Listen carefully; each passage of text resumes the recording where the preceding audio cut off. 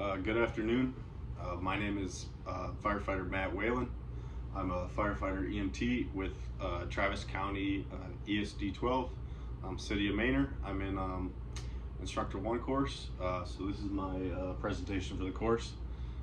It's going to be on apparatus positioning. Right now I'm in my apartment. Not ideal, but lighting's pretty good, climate's pretty good. So we will go ahead and get started. I would, if I was in a classroom setting, I would go for more of a U shape or half circle. I just feel like that's the best seating arrangement for discussion, which I like going on in my courses. So my presentation is going to be on apparatus positioning. The reference for this lesson plan is the ISTA Pumping Apparatus Driver Operator Handbook, 3rd edition. So the objective of this course will be to learn how to properly position fire apparatus on various emergency scenes, like structure fires, traffic incidents, etc. Ensuring safety, scene safety, operational efficiency, in alignment with your department's SOPs and NFPA standards. Why is this material important? It's important because literally on every scene, one of the very first things we do is position the apparatus, and you're gonna go your whole career positioning apparatus. Doesn't sound like the most entertaining thing, but it's extremely important because it'll set yourself up for success or failure, depending on what you do. And of course, my dog is barking right now. Sorry. Stop. Moving on. So pre-incident planning. So when you pre-incident plan and planning in your district, that sets yourself up for informed decisions for positioning. If you know, whatever, you have a high-rise building in your district, through pre-incident planning. Jeez, okay, sorry, 1 second. Dude, stop. I guess I'm failing right now on the distraction-free environment, but I don't want to start over. So where were we? So if you have a high-rise building in your district, the best way that you know you're going to want to position is through pre-incident planning. Every single building with extraordinary features that are different from normal houses, you definitely want a pre-incident plan. So fire attack. So the objective for this section is describe fire attack positioning.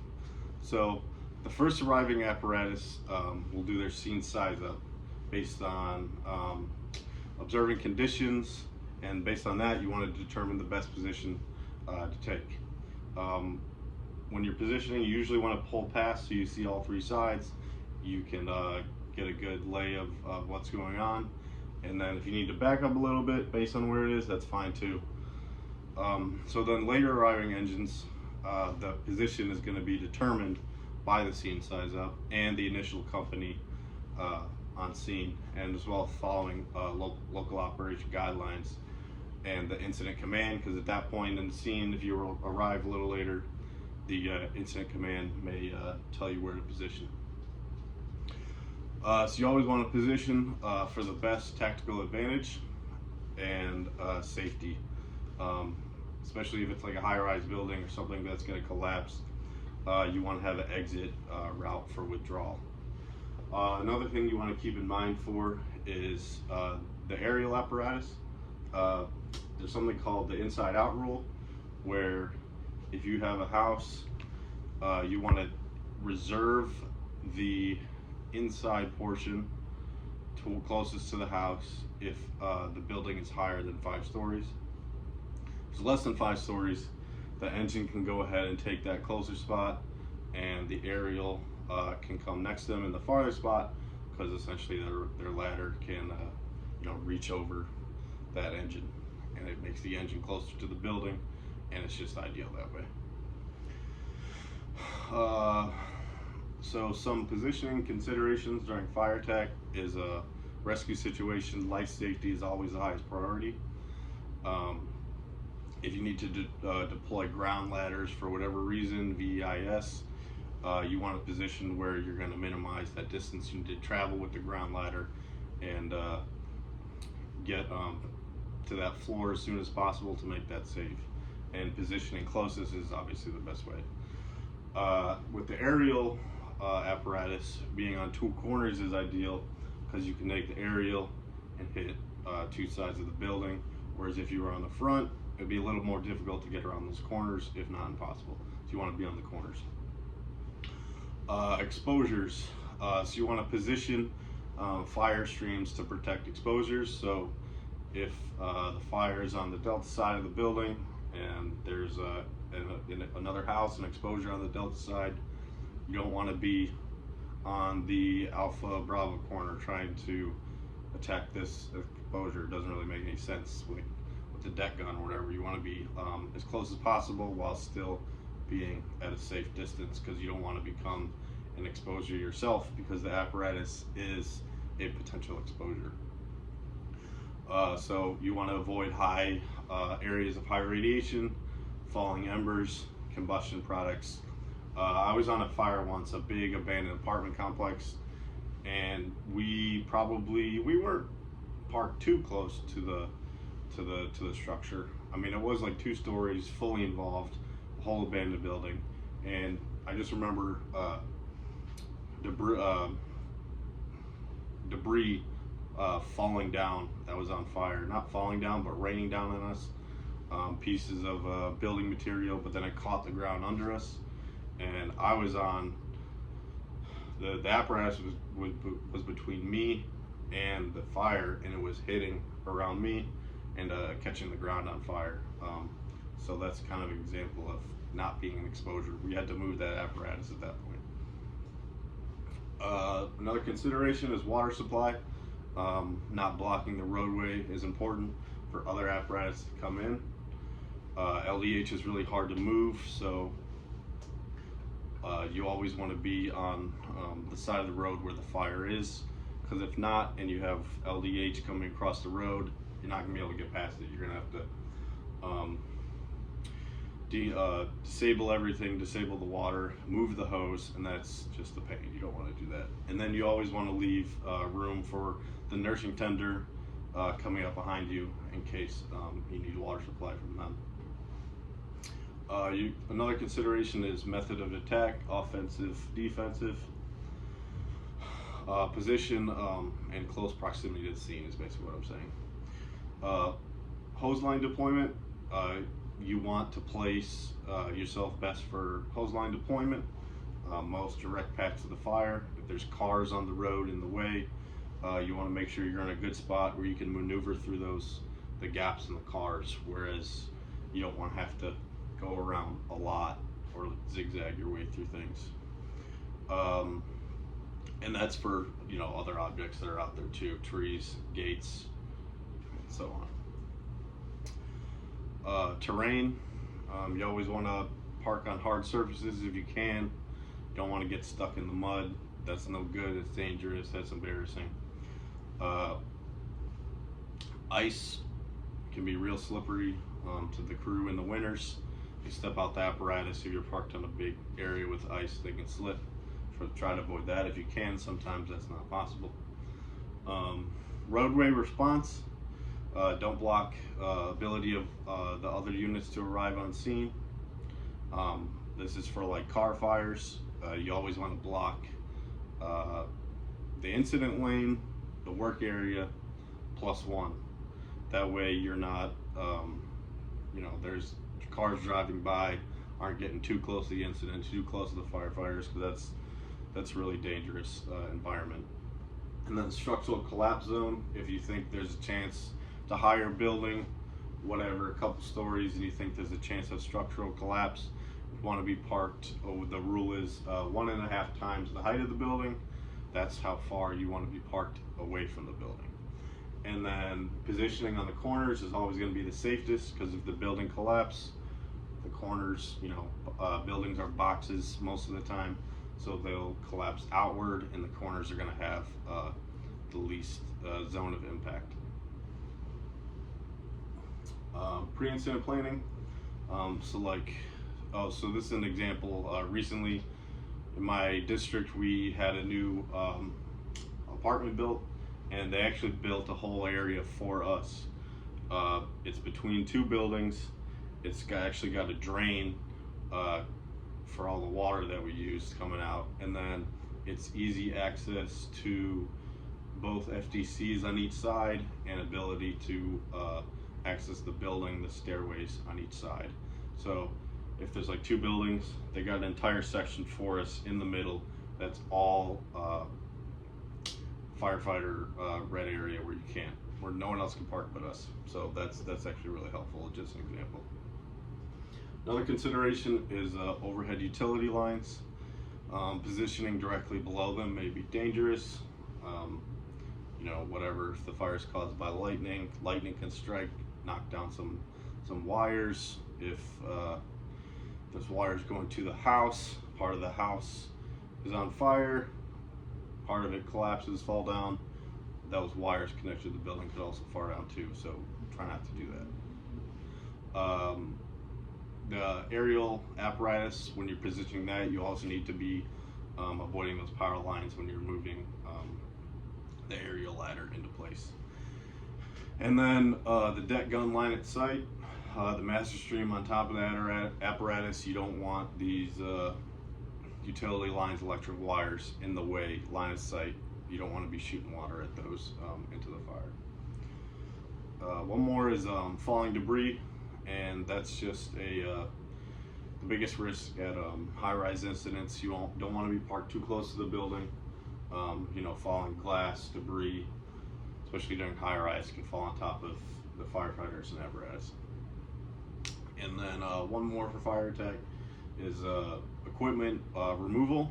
So if you have a ladder on scene, or sorry, an engine on scene before you, and you're pulling up to the scene, you want to leave room for the ladders and equipment to be taken off that engine. And if there's, you know, a 24-foot extension ladder, you know, you need to leave probably 15 feet or so, maybe more, to take that ladder off of the back. So just make sure you're leaving room, not getting in the way for taking off equipment. So in this scenario right here, as you can see, based on the supply line deployment, this engine 8 probably got on scene first. They lined up directly at the door. It's a good point to go in straight in. Since the building is less than 5 stories, they were able to take closest to the building, and leaving this aerial apparatus the outside lane so that the ladder can extend over. This aerial apparatus is on the corner, so it looks like the fire may be around the back on the Delta Charlie side, and this apparatus would be able to make saves on both of these sides of the building.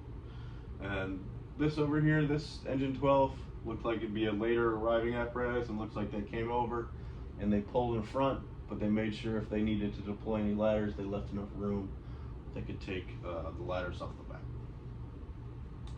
So this isn't bad. They're blocking the streets, but at that point, there's already 5 units on scene, so this scenario is okay.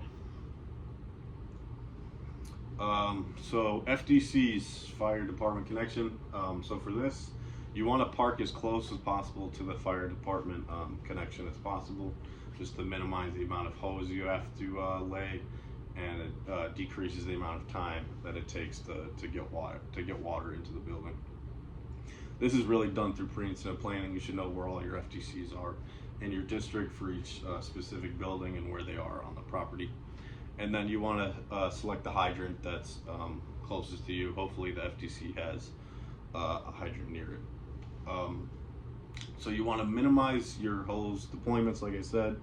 You want to know your distances and park in a position that's ideal for both connecting to the FDC and to the hydrant. So what I mean by that is, if you have to park you don't want to park too close to the FDC, whereas you have to take a bunch of hose off the back to get to the hydrant. Where if you're using 2 3-inch supply lines to support the FTC. Those are 50 feet. So if you can get to where you can maximize all that 50 feet and then only have to use a short section of LDH to reach the hydrant instead of pulling 100 feet off the back, that would be ideal. Okay, so this is just a question that I would ask the class if there was anyone here, but there's not. Describe water supply positioning. So drafting, you're getting water from a static source.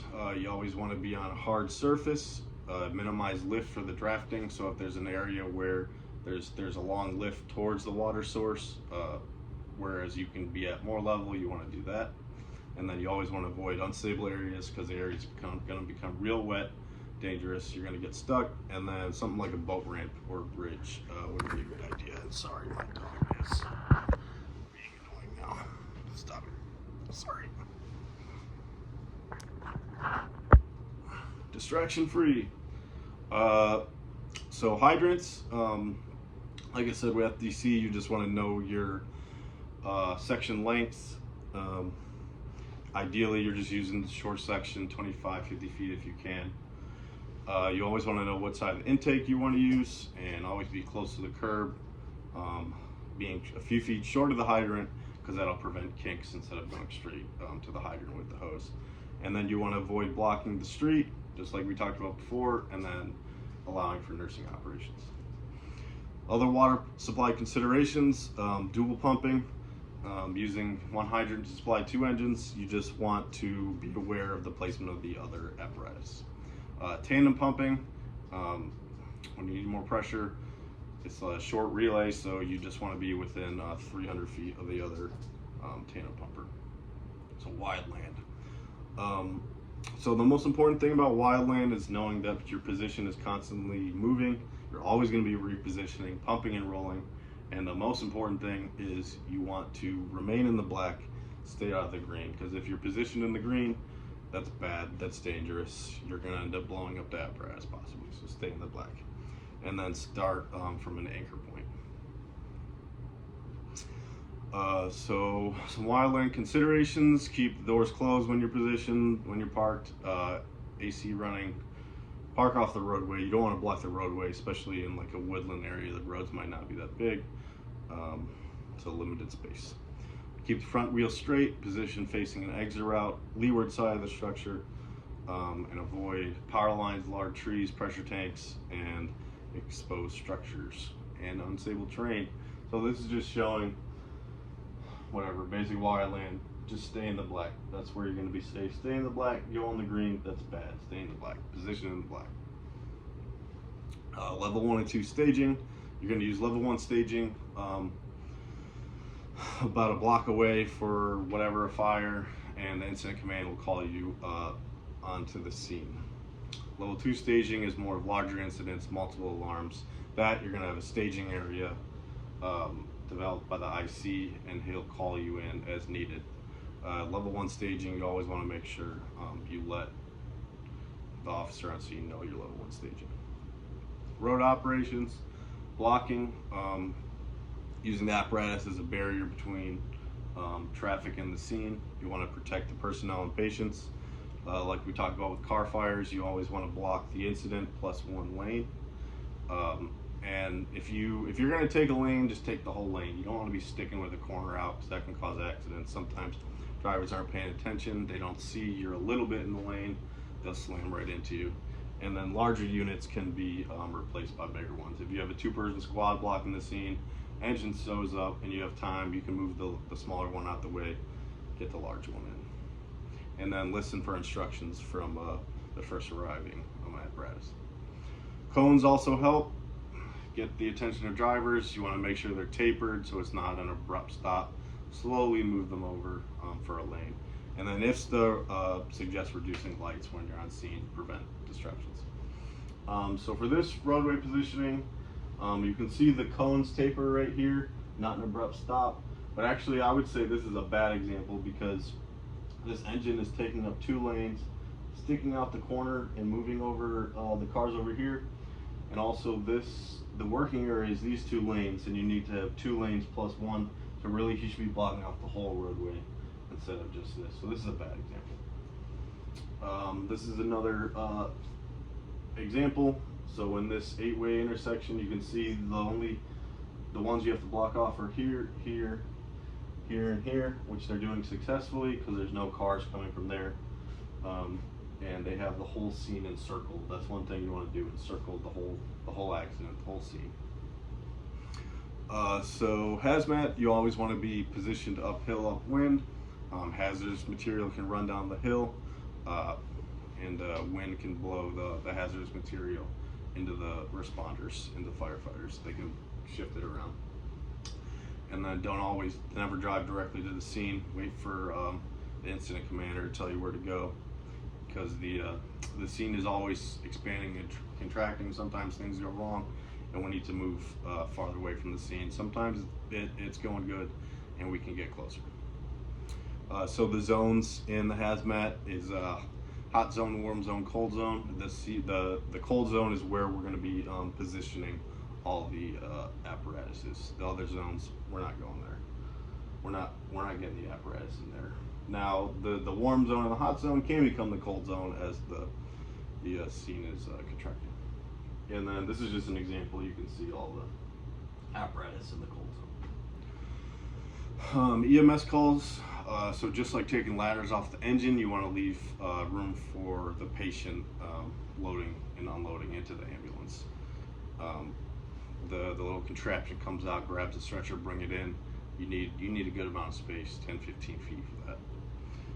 And then don't block, just like any other scene, try to not block the roadway. And another thing that's important is the exhaust discharge. When you pull up, you don't want all this exhaust blown at the patient. You know, if they're laying on the ground, sitting on the curb, last thing we want is exhaust right in their face.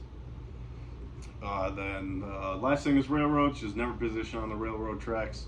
Consider all railroad tracks live, and always try to park on the same side of the railroad as the incident is. Don't stretch anything over. Don't stretch aerial ladders over. Don't stretch hose lines over. We want to avoid that, so position on the same side as the incident of the railroad track. Any questions? Nope, thank you. I think I went over a little bit, but that's fine.